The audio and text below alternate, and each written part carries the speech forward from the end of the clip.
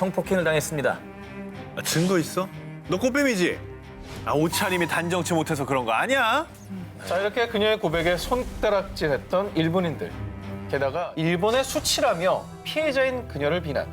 심지어 우익단체의 살해 협박까지 이어지자 특종은요, 정상회담의 훈풍에 이어 화제의 중심에 선 것이 따로 있었습니다. 어렵사리 평양에서부터 평양냉면을 가져왔습니다. 가져왔는데 이 멀리 온 멀다고 말하면 안 되겠구나. 새로운 평화의 상징으로 떠오른 평양냉면. 아, 열풍이었어요, 열풍. 어우, 줄 쓴 거 봐요. 난리도 아니었다니까요. 저기 저희 집 근처에 있는데 네. 못 먹었어요. 전날부터도 거의 한 달 넘게까지 맞아요. 계속 전했습니다.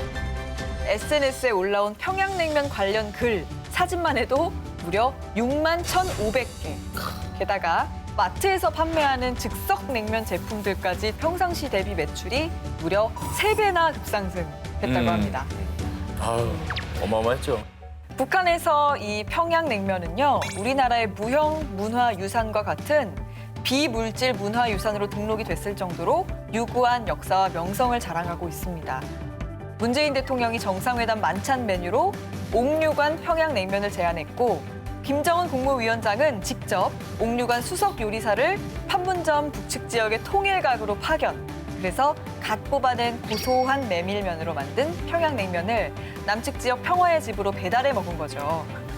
옥류관이 아마 냉면 배달은 처음으로 해봤지 않았을까. 최초의 배달이었겠네요. 네. 거저 평양냉면 먹을 적에는 이 식초와 양념장을 넣어 먹으면 왔답니다. 평양냉면에 식초, 겨자, 양념장을 넣어 먹는다는 사실이 공개된 겁니다. 식초와 겨자를 넣고 이제 구박을 제가 받아왔거든요. 일부러 보란 듯이 면을 딱 들고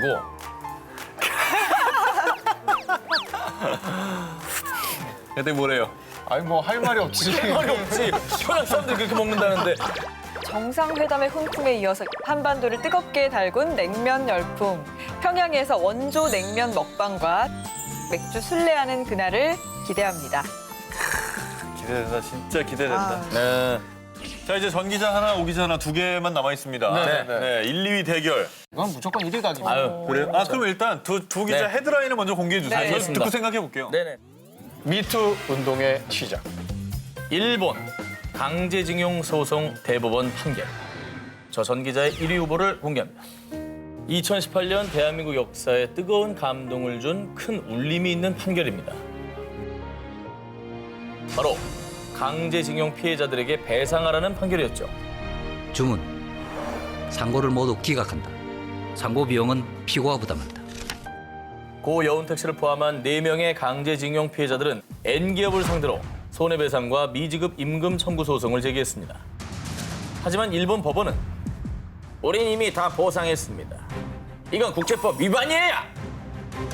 1965년 한국과 일본이 국교를 맺을 당시 한국 정부는 일제강점기 피해에 대한 모든 배상을 포기했습니다. 그래서 이 한일 청구권 협정을 이유로 원고 패소 판결을 내린 겁니다. 하지만 2005년 국내 법원에 다시 한번 같은 소송을 제기합니다. 그리고 2018년 10월 30일 일제 강점기 강제 동원의 불법성을 인정하지 않은 판결입니다. 기존 판결은 일제 강점기 시절 식민지배 불법성을 인정하지 않았던 판결이라며, 즉 일제 강점기의 피해를 본 개인들의 피해 보상 청구권을 인정, 강제징용 피해자들에게 배상하라는 판결이 내려진 겁니다. 최종입니다. 이제서야. 이제서야. 몇십 년이 지나서 이제서야. 하지만 안타깝게도 현재 단 한 분만이 생존해 계시는데요. 오늘 나 혼자 나와서 이렇게 내가 많이 슬프고 눈물이 많이 나오고 멍들이고 울고 싶고 마음이 아프고 서운하다고. 그리고요, 강제징용 관련 소송 중에 승소 판결을 받은 첫 번째 사례라는 것이죠. 즉 14만 8,961명의 피해자들과 현재 진행 중인 총 14건의 보상 소송에도 긍정적인 영향을 줄 수 있는 상징적인 의미가 있는 판결이라는 점입니다. 한편 이런 판결이 난 와중에도 일본 정부와 아베 총리는 끝까지 뻔뻔하게 받아들일 수 없다, 국제사법재판소에 기소하겠다라며 일본의 기업들에게 배상 명령 판결 거부 지침을 알리는 설명회를 개최하고 사실은 무엇인가라는 영문 보도 자료를 배포했다고 합니다. 아휴, 이분들이 돈을 바라고 하는 일이 아닌 거잖아요. 그렇죠. 그러니까 정말 여러 가지 불합리한 일들에 대한 억울함을 호소한 거고. 이걸로 계기로 정말 위안부 피해자 할머니들도 꼭 보상을 받으셔야 된다고 생각해요. 그렇습니다. 당연한 거죠.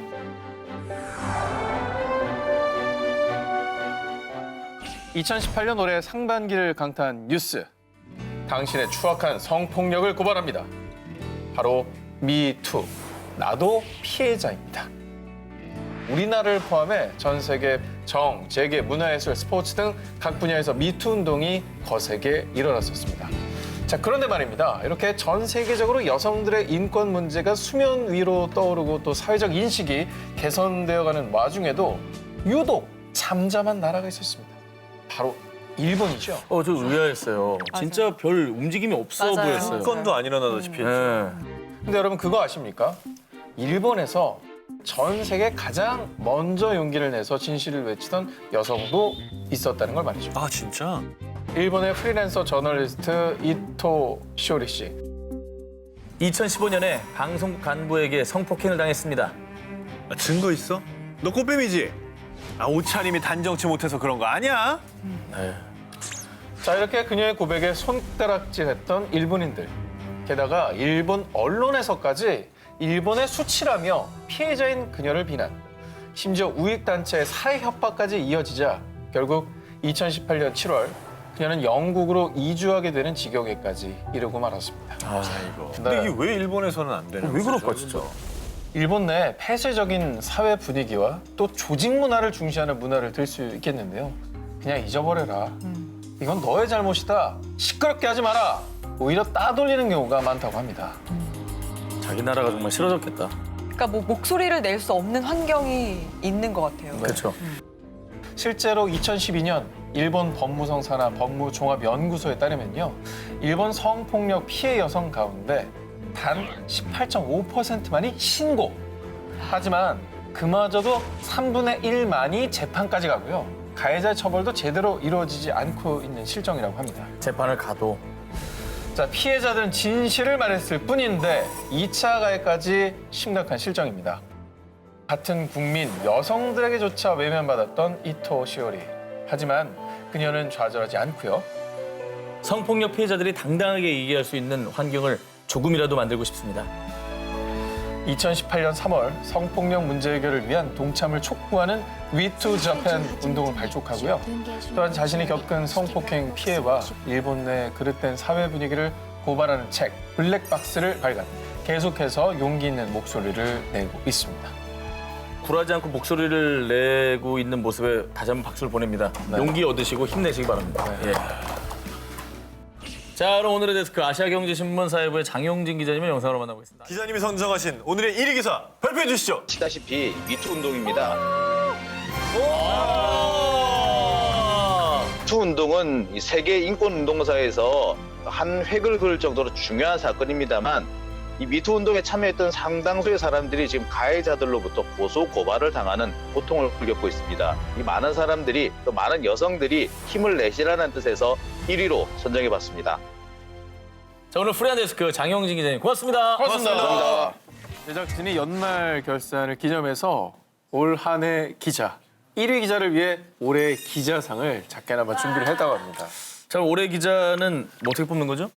저희가 그동안 1위를 가장 많이 한 1등 기자에게 올해 기자상을 드리기로. 그럼 정해졌어. 기자네. 감사합니다. 아이고, 이거 참 이거 이런 걸 받아도 되나 싶습니다. 축하드립니다. 뭐야? 이게 뭐야? 금? 골드? 금은 어머머머, 뭐야? 어머머머, 뭐야? 어머머머. 우와, 감사합니다. 24K 순금. 감사합니다. 영광입니다. 축하합니다. 감사합니다.